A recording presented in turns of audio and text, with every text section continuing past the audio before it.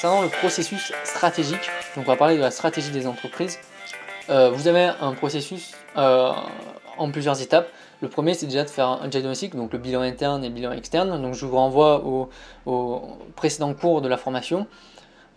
Évidemment, vous allez devoir déterminer un objectif. Quels sont les objectifs à atteindre pour l'entreprise, sur le long terme, sur le moyen terme ou sur le court terme. Vous allez devoir définir un budget. Budget pour chaque service, pour le service achat, pour le service marketing, combien est-ce qu'on va pouvoir dépenser à l'année souvent. Ensuite, vous allez devoir planifier votre stratégie, donc quelles actions concrètement est-ce qu'on va mettre en place.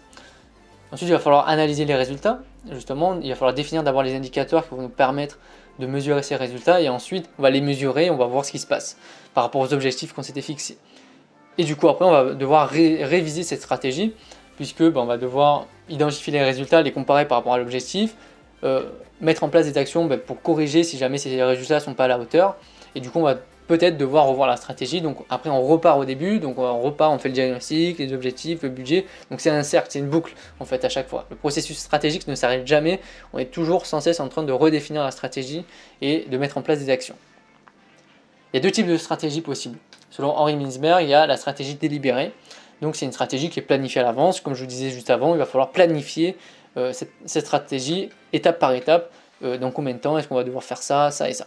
Donc ça, c'est la stratégie délibérée.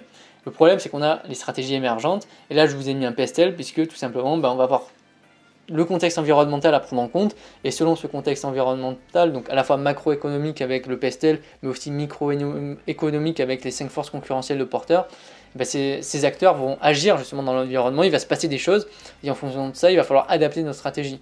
Rien de pire que d'avoir un gros changement et finalement de rester sur notre stratégie et finalement d'aller droit dans le mur et on ne va jamais l'esquiver finalement. Donc c'est la stratégie émergente en fonction du contexte environnemental.